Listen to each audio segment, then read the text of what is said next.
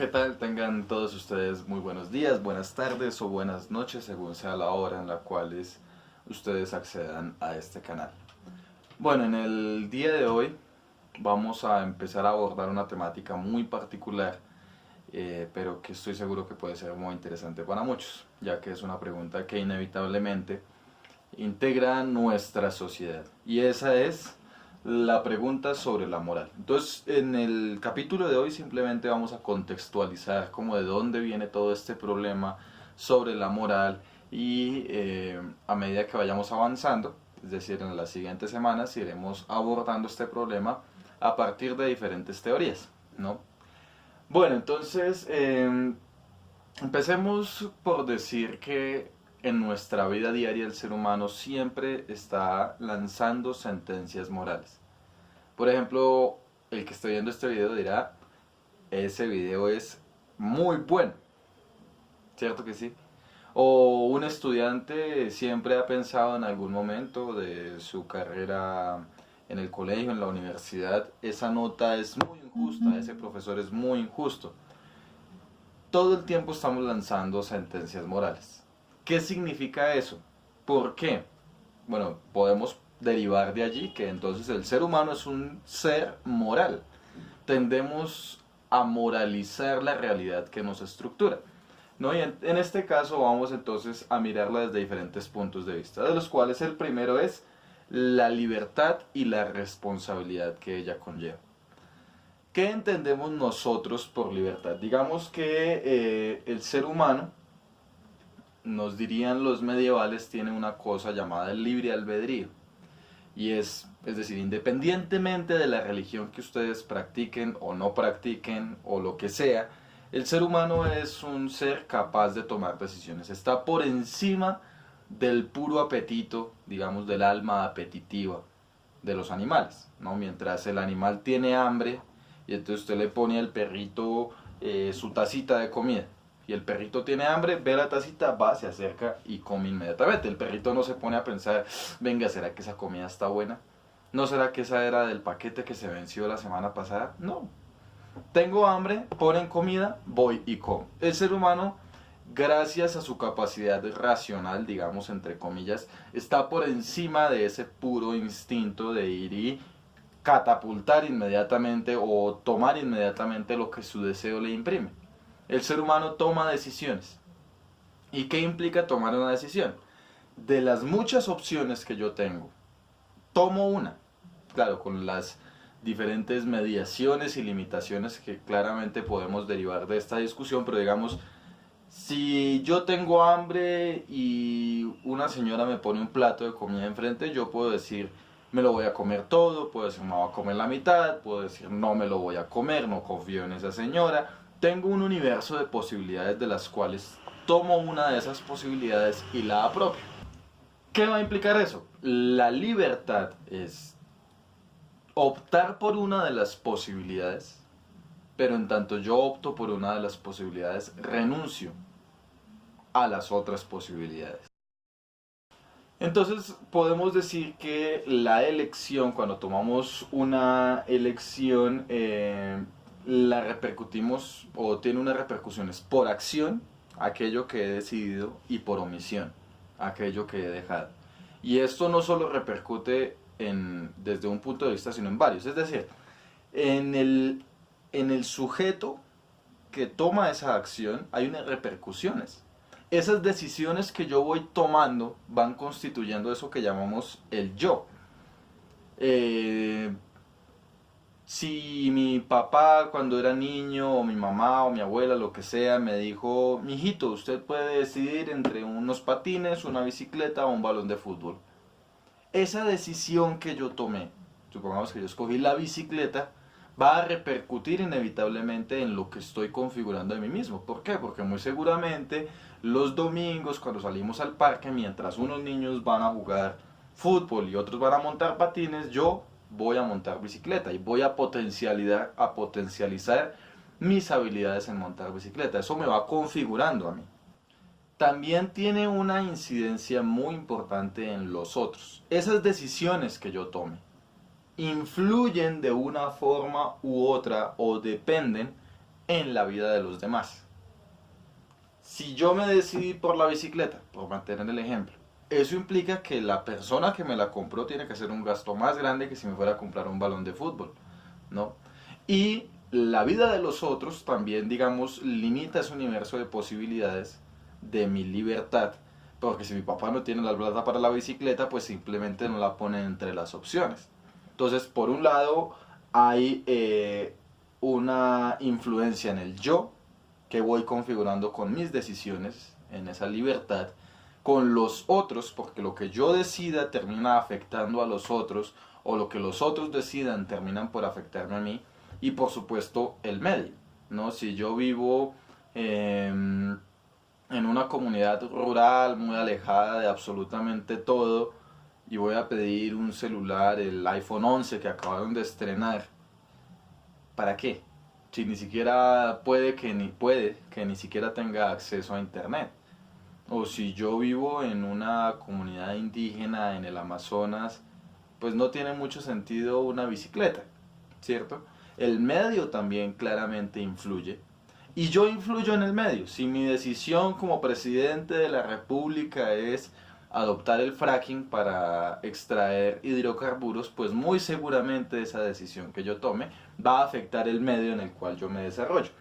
Entonces, la pregunta es, ¿esas decisiones que yo tomo me ayudan a mí, a los demás y a la sociedad en su conjunto, al medio, a ser mejores moralmente? ¿Qué es ser mejores moralmente en ese campo de libertad y la responsabilidad que implica esa libertad?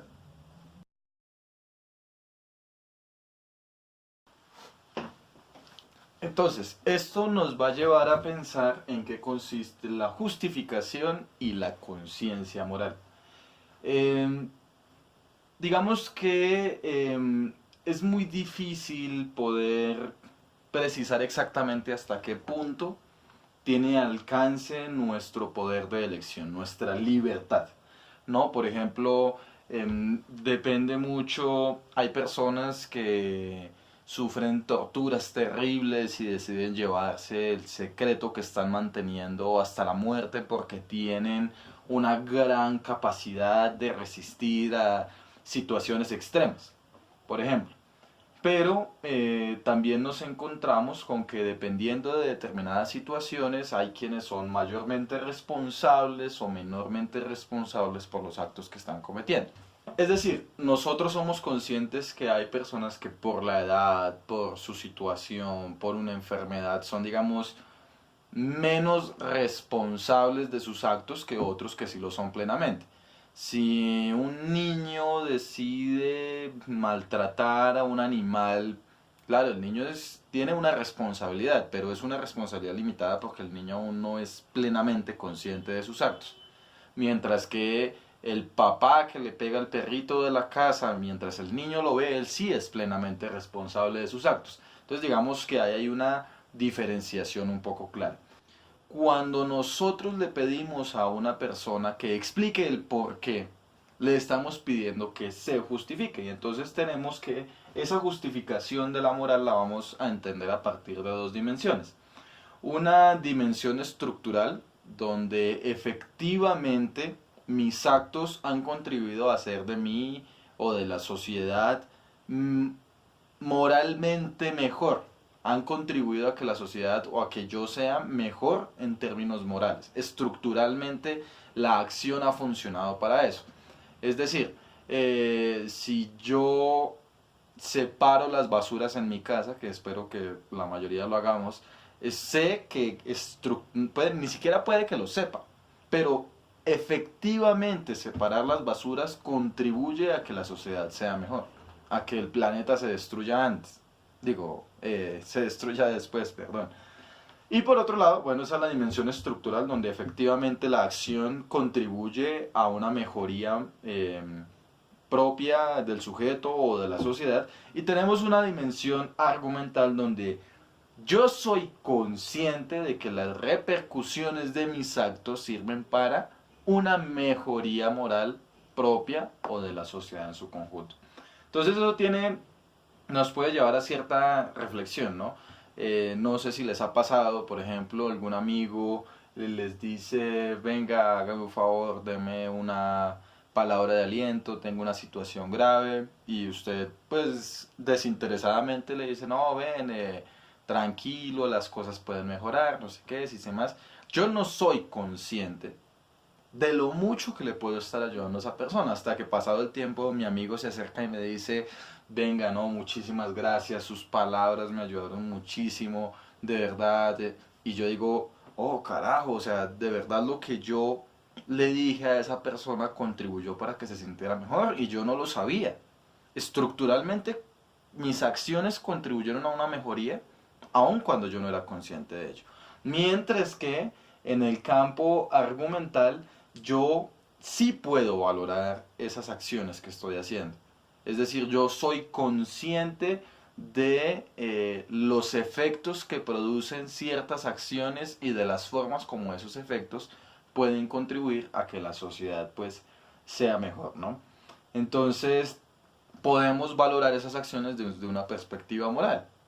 El niño puede que tenga una dimensión estructural de su justificación moral, es decir, el niño no es plenamente consciente, hablamos de niños pequeños obviamente, no es plenamente consciente de las acciones que hace y sus repercusiones, mientras que al adulto cuando se le pide una explicación se espera que él tenga una dimensión argumental de cómo sus actos contribuyen o no al mejoramiento de la sociedad. ¿Y todo esto de qué deriva? Claramente el ser humano es animal también. Y en tanto animales tiene deseos, tenemos deseos.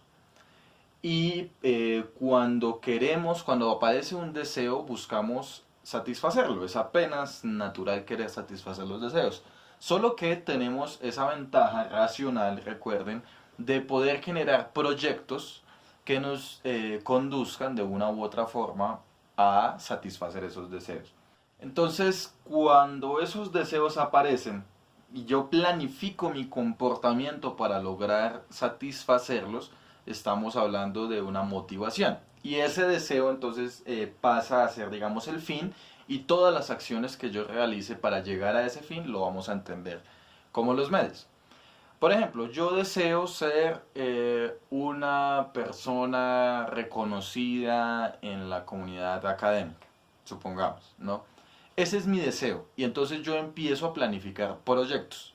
Para poder llegar allá debo estudiar, seguirme preparando, conseguir una experiencia, esa experiencia fortalecerla, necesito leer mucho, escribir, dialogar, argumentar.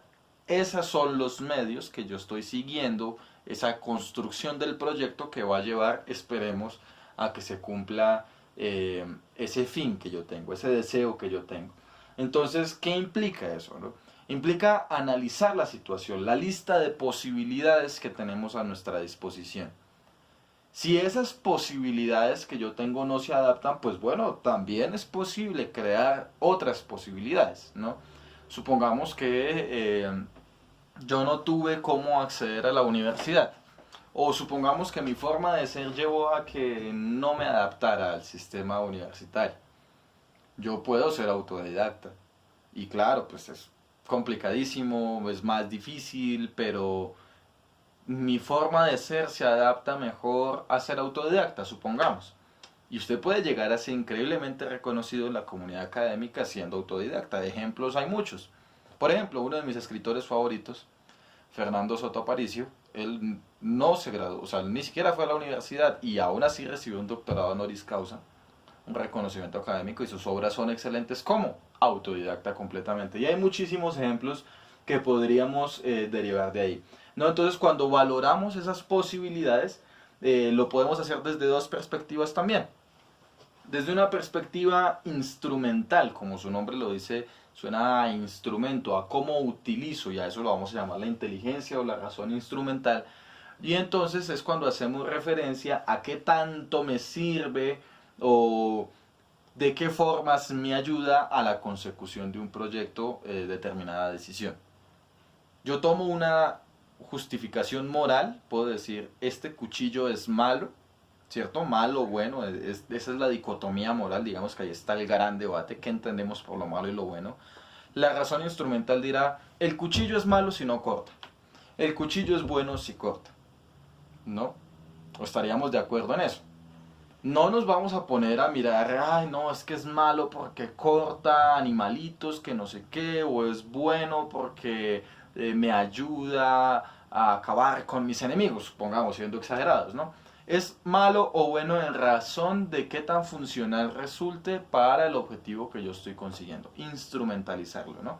Y tenemos obviamente ya la conciencia moral o la inteligencia moral, esa justificación moral que se basa más en cómo empleamos la inteligencia para valorar los efectos morales, valga la redundancia, de determinada acción. Y entonces ahí ya es cuando nos ponemos en decir, portar un cuchillo es bueno o malo. Cómo inteligentemente o cómo nuestra conciencia moral nos permite justificar determinada decisión. Es decir, en últimas estamos hablando de cómo justificamos nuestras decisiones. Si la justifico a partir de una razón instrumental, no estamos hablando de moralidad. Estamos hablando de una funcionalidad práctica del objeto o de la decisión tomada para la consecución del fin que hemos planteado. Ya diferente si hablamos de una conciencia moral o de una inteligencia moral, que es cuando ya valoramos la realidad desde un punto de vista más anclado a los comportamientos, ya no tanto apegado a lo útil, sino a sus cualidades morales. ¿Somos buenos o malos? Y a partir de aquí vamos entonces a empezar a derivar estas preguntas. ¿Qué podemos tomar o qué se ha tomado en la historia de la filosofía, en algunos de sus autores, como razones para sustentar que una decisión o que una acción es buena o mala? Y por ende, en el próximo video empezaremos con esta serie de justificaciones morales. Iniciaremos con el hedonismo, la doctrina del placer, que es muy interesante y va más allá de lo que uno comúnmente entiende por doctrina del placer, ¿no? Entonces, recuerden, resumen flash, la moral tiene que ver con la libertad del ser humano de tomar decisiones, la responsabilidad que implica tomar esas decisiones en esa libertad, cómo esa libertad obviamente está delimitada por los otros, por el medio, ¿no? Pero que al tomar una decisión, al ser libres de tomar una decisión, también debemos poder justificarla, ¿no? Y hablábamos entonces de niveles de justificación, de si usamos una razón basada en una mejora estructural o si argumentativamente podemos sostenerla, y cómo eso se relaciona fuertemente con la decisión. La justifico a partir de una razón instrumental o a partir de la conciencia moral, el bien y el mal. Nos vemos entonces en el próximo video. Cualquier comentario que tengan, cualquier pregunta, cualquier lo que sea, pueden escribirlo. Recuerden seguirnos en nuestra página de Facebook, Rincón Filosófico, y denle me gusta al video, compártanlo, suscríbanse y un abrazo fraternal. Nos vemos la próxima semana. Saludos.